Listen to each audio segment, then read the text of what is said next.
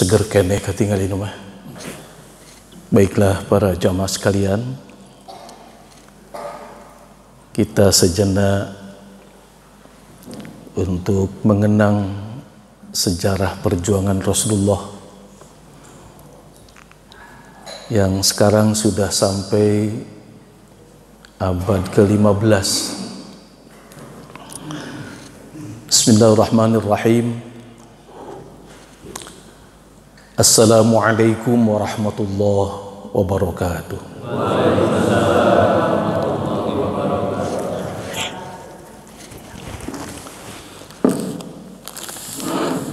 Alhamdulillah,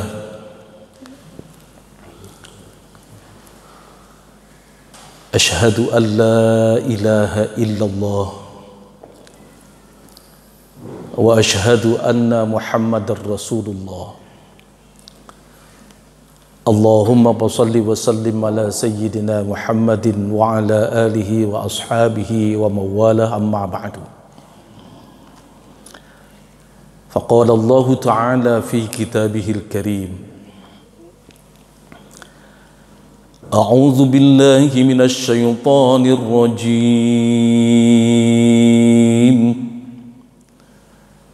Bismillahirrahmanirrahim.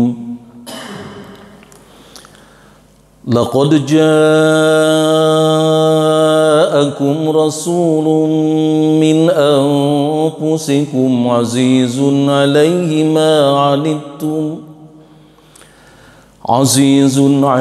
ma 'anittum harisun 'alaikum bil mu'minina raufur rahim. Al-ayah. Shadaqallahul azim.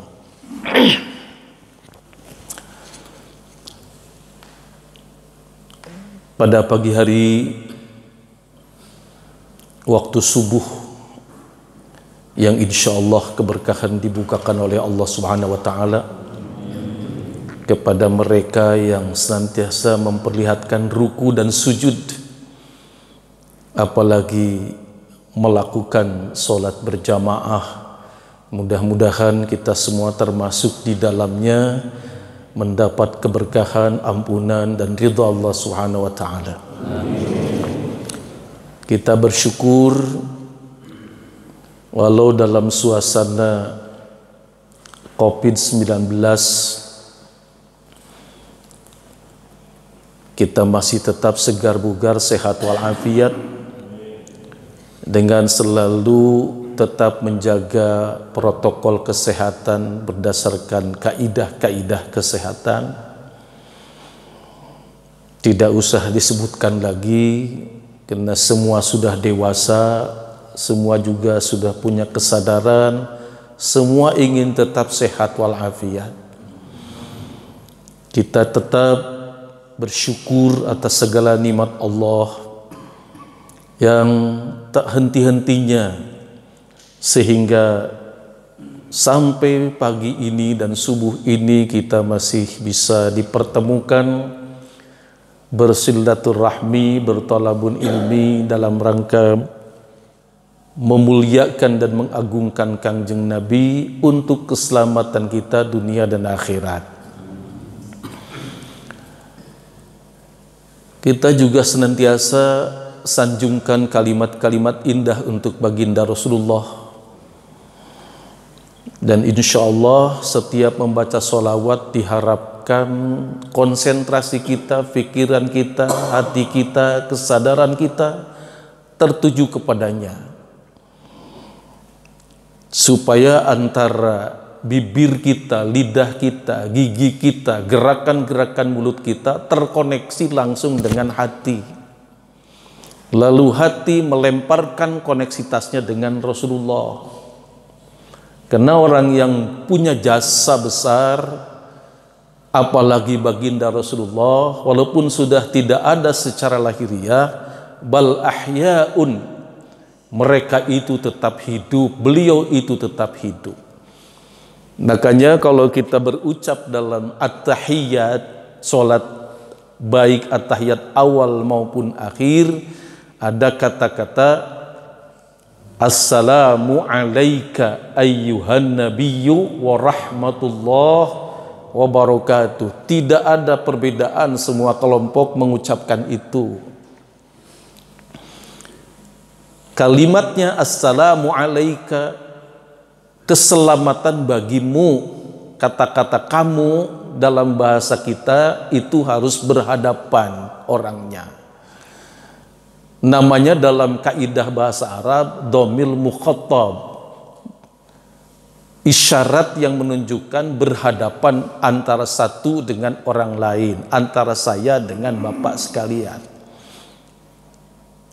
Kalau ada kata-kata assalamu alaika, berarti kita melantunkan doa keselamatan bagimu. Kamu artinya berhadapan. Secara logika kita masih berhadapan dengan Rasulullah. Oleh karena demikian, maka setiap membaca sholawat sebaiknya kita terkoneksi batin kita kepada Rasulullah. Misalnya orang melantunkan puji-pujian dengan kalimat-kalimat yang biasa kita lakukan. Ya Nabi, salam alaika. Ya Rasul, salam alaika. Ya Habib, salam alaika. Salawatullah alaika. Coba kita mulai konsentrasi kita kepada Rasulullah, sambungkan diri kita dengan Rasul. Ayo bareng. Ya Nabi, salam alaika. Allah Allah. Ya Rasul, salam alaika. Allah Allah.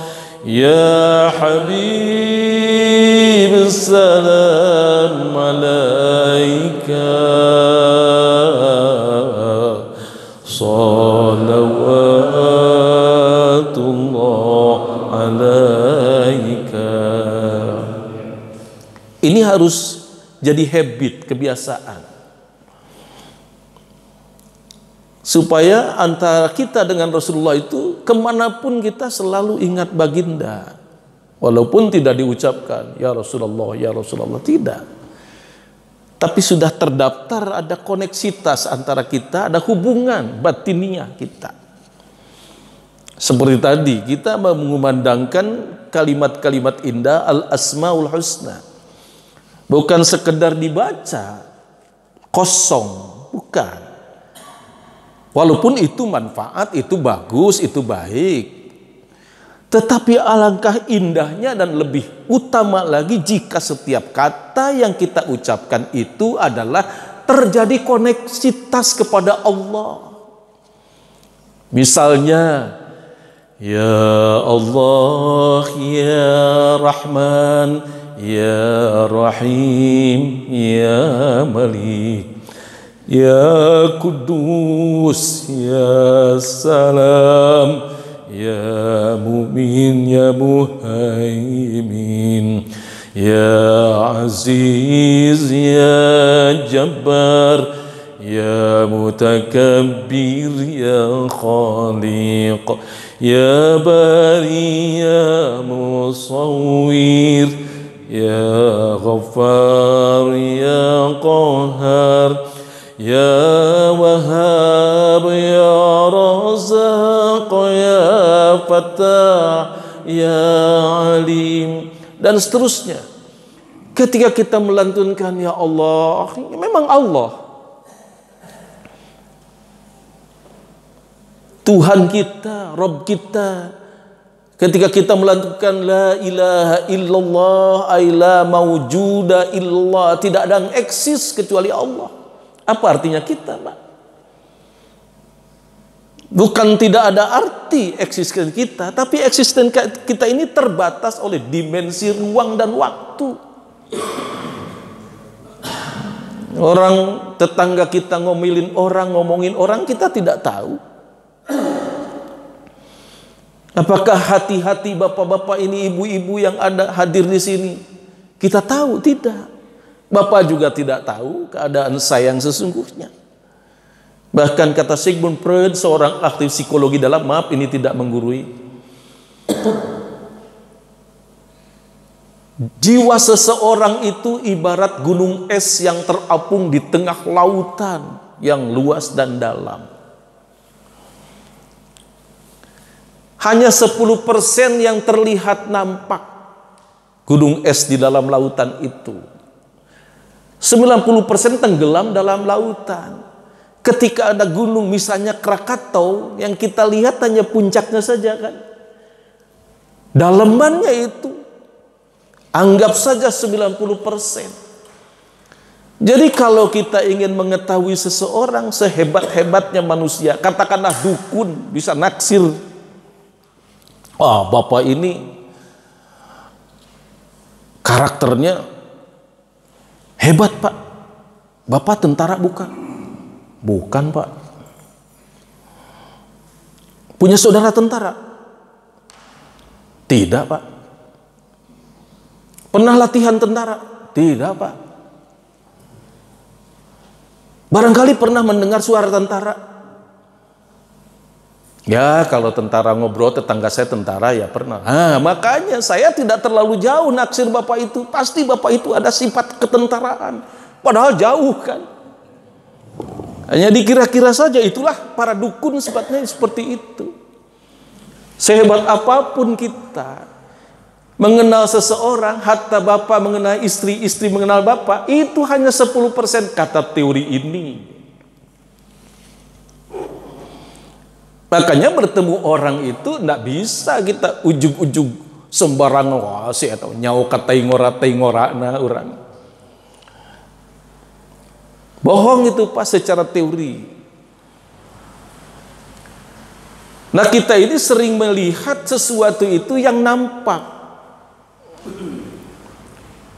Makanya ada keterangan, andai kata Rasulullah, seseorang itu tahu pahala dan keistimewaan salat berjamaah subuh dan salat berjamaah isya, nunga goler ge hayang hudang buru-buru pak. Karena ini rahasia yang tidak diperlihatkan, makanya kita tenang saja, tidak pernah tergoda salat isya berjamaah, salat subuh berjamaah. Karena yang kita lihat itu selalu yang nampak. Kenapa orang tidak yakin dengan wabah corona sampai hari ini masih terus menjadi pergulatan wacana, pergulatan bahkan pengaruh pada ekonomi, pada politik, pada segala macam? Karena kita tidak melihat sesuatu itu. Dan ada mahasiswa nanya pada saya, kenapa kita harus percaya dan yakin kepada sesuatu yang tidak terlihat, tidak diraba, tidak dirasa?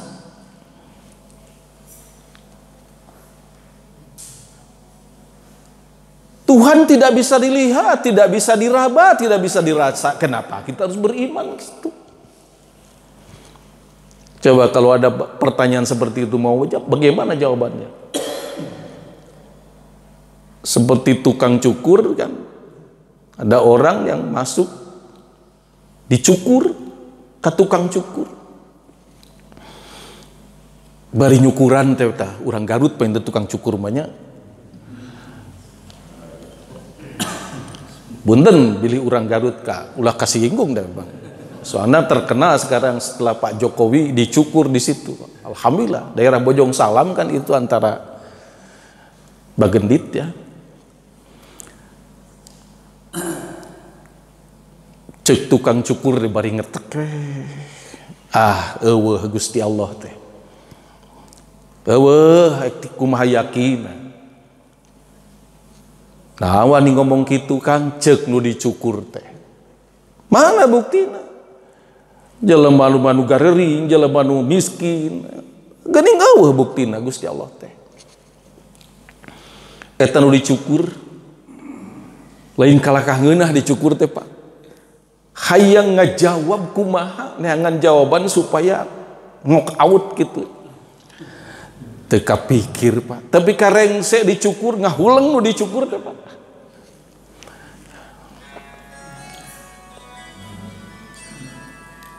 Aitos gitu beres cukur ke kebun, bayar balik masih keneh ngagurutu we eueuh jawaban Pak. Begitu keluar tina panto da ieu cukurna panginten rada ngota gitu aya ya, tempatna nu jelas. Begitu keluar tina panto labang panto tempat dicukur, di luar aya jelema gelo punten buukna jabrig teu disisir, tingali we kudu tas dicukur teh. Iya jawabanana aing balik deui Pak, sup deui pan gitu ka jero teh. Kang, ternyata eueuh tukang nyukur teh. Kapan saya tukang nyukur teh? Eueuh tukang nyukur teh. Nah make ngomong gitu, eta di luar jelema jabrig, geuning teh dicukur. Teu dicukuran ku tukang cukur. Oh lain salah urang da manehna teu datang ka saya. Oh lamun kitu mah tidak mesti yang kemudian ada itu dianggap tidak ada. Naon sababna? Meureun jelema nganggap eueuh Gusti Allah teh kusabab eta jelemana tara datang ka Gusti Allah. Mun jiga cukur dicukur mun jiga gondrong teh mah gondrong we sanang-eneng Pak, karena tidak pernah datang ke tukang cukur. Nah kembali kepada jawaban yang tadi atau pertanyaan yang tadi, kenapa kita harus meyakini, mengimani sesuatu yang tidak terlihat, tidak terasa, tidak diraba? Saya jawab begini, Anda punya ibu tidak? Punya Pak. Kata siapa Anda punya ibu? Ya ibu saya ada Pak. Dari mana Anda tahu bahwa ibu Anda itu si A itu? Siapa namanya? Bionah Pak, Maonah. Dari mana kamu tahu bahwa ibu kamu Bionah? Apakah karena merasa waktu dilahirkan? Apakah karena melihat melongo ningali ibuna keur ngeden Pak? Apakah karena meraba-rat gitu? Waktu kita dilahirkan tahu nggak ibu kita sedang ngeden kita? Merasa nggak kita sedang dilahirkan? Meraba tidak? Tidak. Tapi mengapa kita yakin bahwa ibu kita itu si A? Dari mana coba kita tahu? Andai waktu itu si ibu melahirkan terus meninggal, yakin tidak bahwa kita lahir dari seorang ibu? Pak, yakin gak? Yakin. Tapi ibunya tidak pernah ngomong karena sudah meninggal.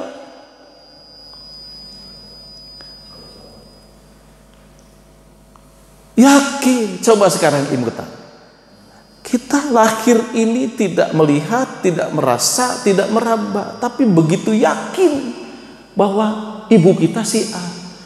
Keyakinan itu pertama atas dasar informasi.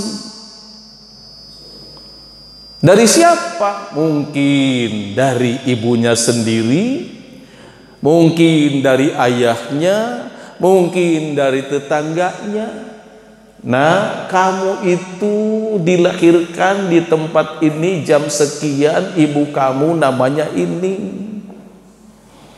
Atas informasi.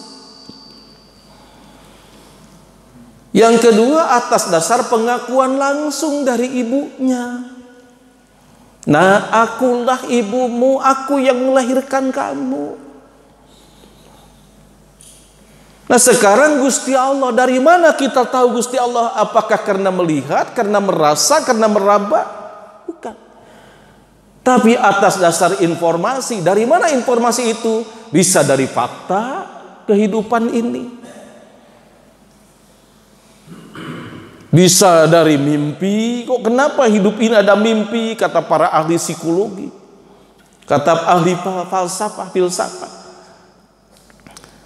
Dalam cerita para nabi, bagaimana petualangan Nabi Ibrahim alaihissalam melihat fakta. Malam hari melihat rembulan, tiba-tiba tenggelam. Aku tidak akan bertuhan kepada sesuatu yang hilang, yang tenggelam, yang berubah. Siang hari melihat matahari, wah inilah Tuhan. Tiba-tiba berubah sampai hilang lagi. Maka petualangan inilah setelah melihat fakta, dia berkesimpulan, kalau begitu aku harus yakin terhadap sesuatu yang menciptakan semua ini. Pidatolah Nabi Ibrahim itu di depan masyarakatnya. Inni wajjahtu wajhiya lilladzi fataras samawati wal arda hanifan muslima wa ma ana minal musyrikin. Kan begitu. Dan dibaca setiap sholat oleh kita. Kita melihat fakta. Makanya hebatnya Nabi Ibrahim sebagai seorang filosof besar, melebihi Sokrates, melebihi para ahli filosof. Kenapa Ibrahim itu bisa menemukan Tuhan di balik fakta kenyataan ini? Urang matos dipaparin di bejaan tiba heula yen di ya alam dunia teh aya Gusti Allah, anger pa teu eling ka Allah teh. Nabi Ibrahim teu aya nu ngabejaan yen di alam dunia teh aya Gusti Allah, bisa menemukan Allah. Nah, ketika terjadi koneksitas ketika menyebut nama Allah tadi, ini kan la mawjuda illallah, tidak ada yang eksis kecuali Allah. Eksistensi kita ini terbatas. Ibu sok ngisikan bawang tara. Ari bawang hakikatna naon eta teh? Pan hanya terdiri dari kulit-kulit bawang. Upami kulit bawang diselibitan, salamar, tungtungna disebut bawang teh mana, Pak? Tidak ada. Di balik itulah la maujuda illallah, la ma'buda illallah, tidak ada yang ma'bud, yang berhak untuk disembah kecuali Allah. La matluba illallah, tidak ada yang dibutuhkan anugerah, ampunan dan keberkahan serta ridhonya kecuali Allah.